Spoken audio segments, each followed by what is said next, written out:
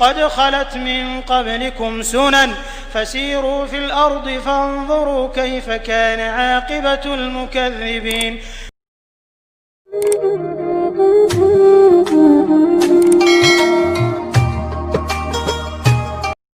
رب العالمين والعاقبة للمتقين والصلاة والسلام على سائر الأنبياء والمرسلين أما بعد أعوذ بالله من الشيطان الرجيم بسم الله الرحمن الرحيم ولقد آتينا داود وسليمان علما وقال الحمد لله الذي فضلنا على كثير من عباده المؤمنين وورث سليمان داود وقال يا أيها الناس علمنا منطق الطير وأوتينا من كل شيء إن هذا لهو الفضل المبين وحشر لسليمان جنوده من الجن والإنس والطير فهم يوزعون. محترم حاضرین سامعین و ناظرین اکرام، السلام علیکم ورحمۃ اللہ وبرکاتہ. اللہ رب العالمین نے قرآن مجید میں حضرت سلیمان علیہ السلام کا نام 17 مقامات پر ذکر فرمایا ہے. سورۃ البقرہ آیت نمبر 102 میں 2 مرتبہ، سورۃ النساء آیت نمبر 163، سورۃ الانعام آیت نمبر 84، سورۃ الانبیاء 78، 79، 81، سورۃ النمل 15، 16، 17، 18، 30، 36، 44، سورہ سبا آیت نمبر 12، سورہ صاد آیت نمبر 30 اور 34. اللہ رب العالمین نے حضرت سلیمان علیہ السلام کا ذکر اپنے کلام پاک میں فرمایا، اور اللہ رب العالمین نے سورۃ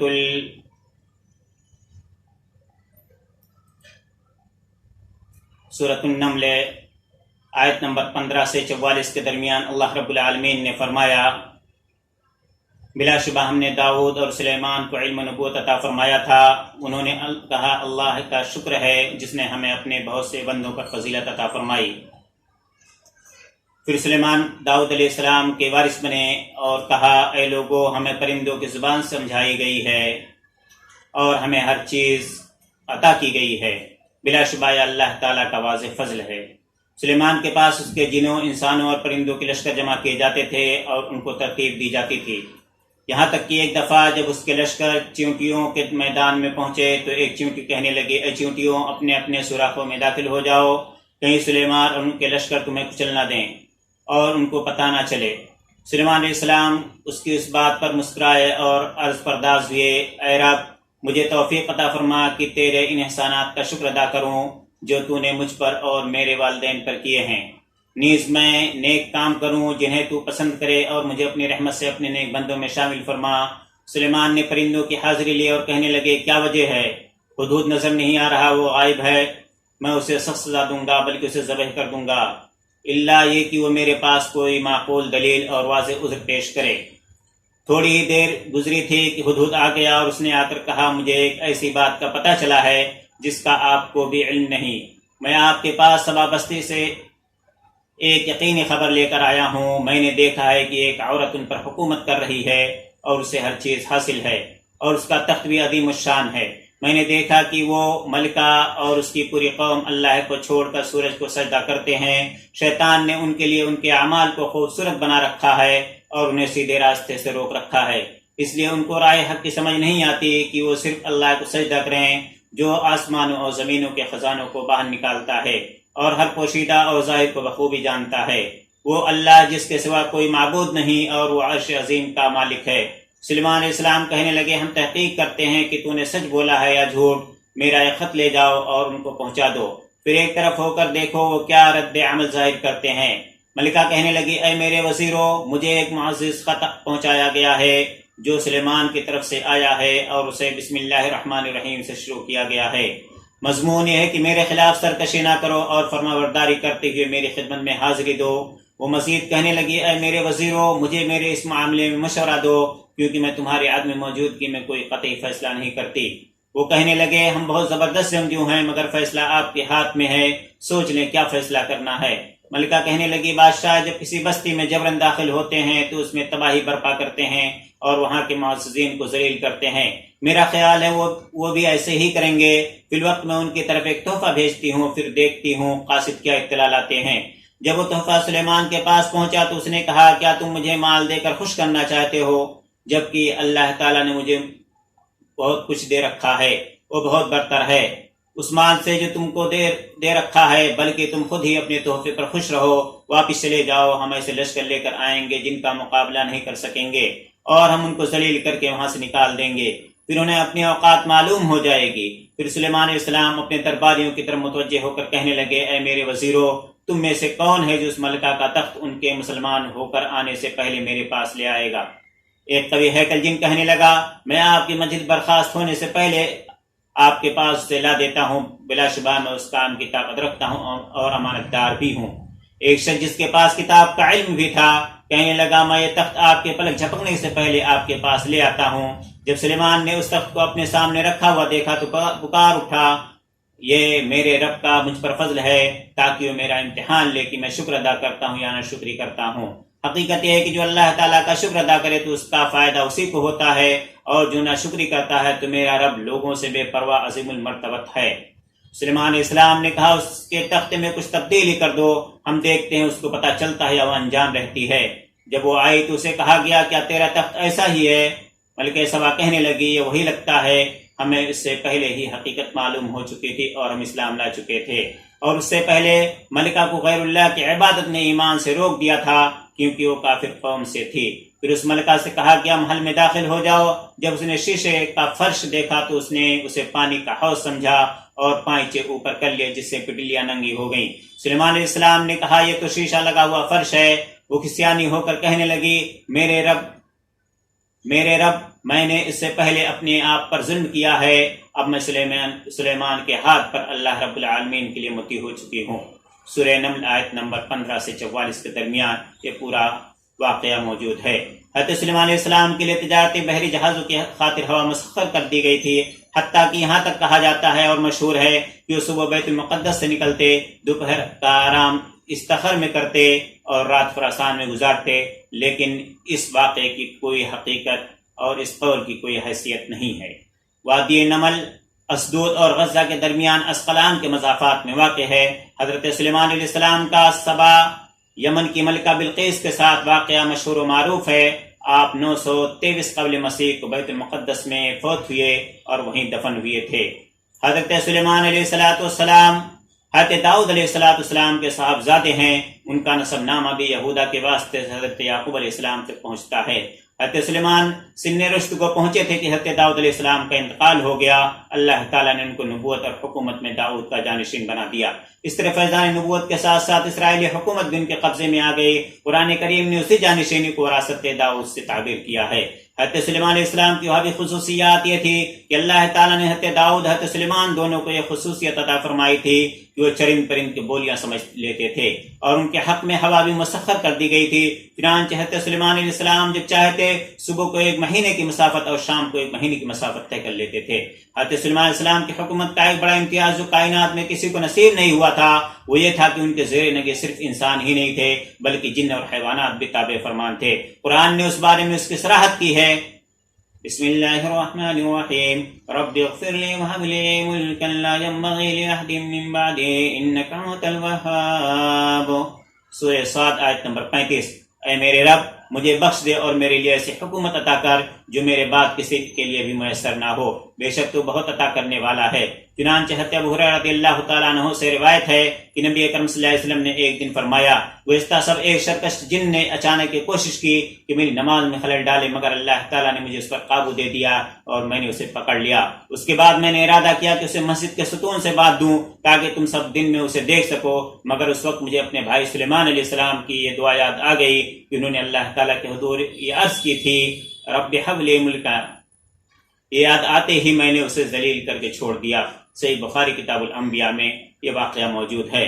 بیت المقدس کی تعمیر نو، حضرت یعقوب علیہ السلام نے مسجد بیت المقدس کی بنیاد ڈالی تھی اور اس کی وجہ سے بیت المقدس کی آبادی وجود میں آئی تھی۔ پھر عرصہ دراز کے بعد حضرت سلیمان علیہ السلام کے حکم سے مسجد اور شہر کی تجدید کی گئی اور جنوں کی تسخیر کی وجہ سے ایسی شاندار تعمیر عالم وجود میں آئی جو آج تک لوگوں کے لیے باعث حیرت ہے کہ ایسے دیو پیکر پتھر کہاں سے لائے گئے اور کس طرح لائے گئے، اور جر ثقیل کے وہ کون سے آلات تھے جن کے ذریعہ ان پتھروں کو ایسی بلندی پر پہنچا کر باہم جوڑا گیا۔ اسرائیلی روایت کے مطابق بیت المقدس اور ہیکل مسجد اقصی کی تعمیر میں 7 سال لگے تھے۔ ملک سبا، حضرت سلیمان علیہ السلام کا زمانہ 10ویں صدی قبل مسیح کا ہے۔ اس عہد میں ملک سبا یمن پر ملکہ بلقیس حکمران تھی۔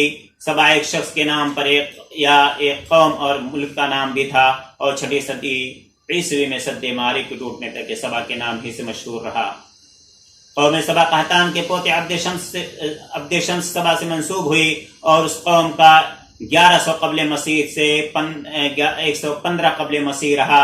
قحطان بن عبر بن صلح بن ارفخشد بن سام قحطان کا نسب نامہ ہے۔ سبا کا اصل مرکز حکومت جزیرہ نما عرب کے جنوب مغرب میں یمن کا مغربی علاقہ تھا، لیکن رفتہ رفتہ اس کا دائرہ مشرق میں حضرموت تک وسیع ہو گیا تھا، حتیٰ کہ ان کی سلطنت افریقہ میں حبشہ تک پھیل گئی۔ کہا جاتا ہے کہ ملکہ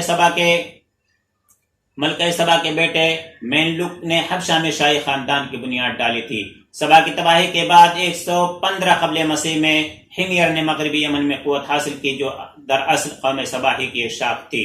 حمیری سلطنت کے عہد عروج میں تمام یمن، حضرموت، نجد اور تہامہ تک اس میں شامل تھے۔ آخرکار 525 عیسوی میں آخری حمیری بادشاہ زونواس نے اکسومی حبشیوں سے شکست کھائی۔ حبشی یہاں تقریباً 72 سال حکمران رہے، انہی میں ابرہہ بھی تھا۔ 1598 عیسوی میں یمن پر ایران قابض ہو گئے۔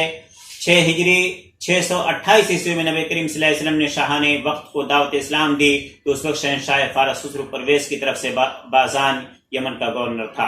8 ہجری میں نبی کریم صلی اللہ علیہ وسلم نے حضرت علی رضی اللہ تعالیٰ عنہ کو یمن کی طرف روانہ کیا، اور ان کی مساعی سے یمن کا سب سے بڑا قبیلہ ہمدان مسلمان ہو گیا۔ سن 10 ہجری میں حضرت علی رضی اللہ تعالیٰ عنہ کی کوشش سے یمنی قبیلہ مشرب اسلام ہوا۔ تب نبی کریم صلی اللہ علیہ وسلم نے یمن میں حضرت علی رضی اللہ تعالیٰ عنہ کو قاضی کے فرائض سونپے۔ ملک یمن کے شمال میں سعودی عرب، مشرق میں عمان، جنوب میں بحیر عرب اور خلیج عدن، اور مغرب میں بحیر احمر اور باب المندب واقع ہیں۔ دارالحکومت صنعاء کی آبادی تقریباً 6 لاکھ ہے۔ معارف، قدیم عہد میں یمن کا دارالحکومت معارف تھا، جو موجودہ دارالحکومت صنعاء کے شمال مشرق میں 175 کلومیٹر کے فاصلے پر ہے۔ آج کل معارف صوبہ بیضا کا صدر مقام ہے۔ یہاں مملکت سبا کے آثار پائے جاتے ہیں۔ حمیریوں نے جو سد معارف سد العرم تعمیر کیا تھا، وہ معارف شہر کے مشرق میں وادی شیوان میں واقع تھا۔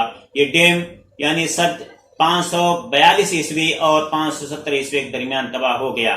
معارف شہر سے پہلے سبا کے بادشاہوں کا دارالحکومت سرواح تھا، جو بیجان کے مغربی پہاڑوں کے میدان دامن میں واقع تھا۔ یہاں بھی ایک بند بندھا ہوا تھا اور سورج کی پوجا کے لیے ایک معبد بھی تھا۔ ملکہ بلقیس، اس ذہین اور دور اندیش ملکہ کے باپ کا نام مفسرین نے شراحیل بن مالک لکھا ہے، جو سبا یمن کا بادشاہ تھا۔ قرآن کریم کے مطابق ملکہ سبا بلقیس کی خبر حضرت سلیمان علیہ السلام کے پاس خدود پرندہ لے کر آیا، اور اس نے بتایا کہ ملک سبا پر ایک عورت حکمران ہے اور لوگ سورج کی پوجا کرتے ہیں۔ اہل سبا خوشحال ہے اور ان کی ملکہ کے پاس ایک بہت بڑا تخت ہے۔ حضرت سلیمان نے حدود کو ایک خط لکھ کر دیا، جس میں ملکہ سبا اور اس کی قوم کو اسلام کی دعوت دی۔ ملکہ نے اس خط کو پا کر اپنے مصاحبوں سے مشورہ کیا۔ انہوں نے جنگ کا مشورہ دیا تو ملکہ نے جنگ کی تباہیوں کا ذکر کرتے ہوئے پرامن طریقے سے معاملات طے کرنے کا عزم ظاہر کیا، اور قیمتی تحائف حضرت سلیمان علیہ السلام کے پاس بھیجے، جو آپ نے لوٹا دیے، اور ساتھ ہی سبا پر فوجی الغار کی دھمکی بھی دی۔ پھر ملکہ بلقیس اظہار اطاعت کے لیے فلسطین روانہ ہوئی، مگر اس سے پہلے اس کا تخت حضرت سلیمان علیہ السلام کو موزانہ طور پر اپنے دربار میں منگوا لیا گیا تھا، اور بطور آزمائش تخت کی شکل میں کچھ تبدیلی کر دی گئی تھی، اور جب ملکہ دربار سلیمانی پہنچی تو اسے دیکھ کر حیران رہ گئی تھی۔ ملکہ بلقیس نے حضرت سلیمان علیہ السلام سے کہا کہ ہم تو آپ کی عظمت اور دعوت توحید کو پہلے ہی معلوم کر کے مسلمان ہو چکے ہیں۔ جو سورج کی پرستش کرنے والی قوم نے اسلام کی آغوش میں پناہ لے لی۔ اسی دوران میں حضرت سلیمان نے شیشے کا ایک محل بنوا کر ملکہ سبا کو مسجد حیرت میں ڈال دیا۔ تب ملکہ نے رب تعالیٰ کے حضور اپنے سابقہ گناہوں کا اقرار کرتے ہوئے تسلیمہ اسلام پر ایمان لانے اور اسلام قبول کرنے کا ارادہ کیا۔ بعض روایات کے مطابق تسلیمہ اسلام نے ملکہ بلقیس سے شادی کر لیا اور اسے اس کے ملک پر بطور حکمران برقرار رکھا۔ آپ اس سے محبت کرتے اور ہر ماہ ایک بار اس سے ملنے جاتے۔ اس سے اولاد بھی اور سلیمان علیہ السلام نے جنات کو حکم دے کر سیلحین اور غمدان کے محل نما قلعے بھی اس کے لیے تعمیر کرائے، مگر بعض روایات کی روح سے ملکہ کے حسب خواہش ہمدان کے بادشاہ کے ساتھ اس کا نکاح کر دیا تھا اور یمن کا اقتدار بھی اسی کو سونپ دیا تھا، اور ایک زوبد نامی جن اس کی اطاعت میں دے دیا تھا۔ موجب البلدان جلد اول میں لکھا ہے کہ تسلیمہ اسلام نے بالا بخش لبنان ملکہ بلقیس کو مہر میں دیا تھا۔ واللہ اعلم بالصواب۔ اسقلان اور وادی نمل، قرآن مجید کے سورہ نمل میں جس وادی نمل چونٹیوں کا ذکر آیا ہے، چونٹیوں کی وادی کا ذکر آیا اور فلسطین میں اسدود اور غزہ کے درمیان اسقلان کے قریب بتائی جاتی ہے۔ اسقلان بحر روم کے ساحل پر واقع ہے۔ چونکہ ماضی میں فلسطین شام کا حصہ شمار ہوتا تھا، اس لیے اسقلان کو عروس الشام، شام کی دلہن کہا جاتا ہے۔ دمشق کو بھی عروس الشام کہتے ہیں۔ حضرت امیر معاویہ رضی اللہ تعالیٰ عنہ نے خلافت فاروق میں اسقلان فتح کر لیا۔ دوسری صلیبی جنگ میں 548 ہجری میں عیسائیوں نے اسقلان پر قبضہ کر لیا۔ پھر 583 ہجری میں سلطان صلاح الدین ایوبی نے اسے صلیبیوں کے پنجے سے چھڑایا۔ شارح بخاری حافظ علی بن حجر اسقلانی رحمۃ اللہ علیہ کا تعلق اسقلان سے تھا۔ آج کل اسقلان کی آبادی 25 سے 30 ہزار کے قریب ہے۔ حضرت سلمان اسلام کا تخت رواں، حضرت سلمان اسلام کے لیے اللہ تعالیٰ نے ہوا کو مسخر کر دیا تھا، حتیٰ کہ صبح کی منزل مہینہ بھر کی ہوتی اور شام کی بھی، یعنی آپ ہوا کے تخت پر بیٹھ کر ایک مہینے جتنی مسافت صبح سے دوپہر تک طے کر لیتے تھے، اور پھر اسی طرح دوپہر سے رات تک ایک ماہ کی مسافت طے ہو جاتی تھی۔ آپ آیان حکومت کے ہمراہ صبح بیت المقدس سے چلتے تو دوپہر کو استخر میں ہوتے اور رات خراسان میں گزارتے۔ استخر شہر شیراز یعنی ایران کے مشرق میں 66 کلومیٹر کے فاصلے پر ہے۔ اسے خاموشی خاندان کے دارالحکومت تخت جمشید یونانی میں پرسی کی تباہی کے بعد اسے کھنڈروں پر تعمیر کیا گیا۔ استخر کا دارالحکومت مدائن طیفون قرار پایا جو عراق میں دریا دجلہ کنارے واقع تھا۔ بیت المقدس سے استخر تک سیدھا فاصلہ 17 کلومیٹر سے زیادہ تھا۔ ان دنوں استخر بھی کھنڈروں کی شکل میں ہے۔ آتے تو زمانے میں اندھیرا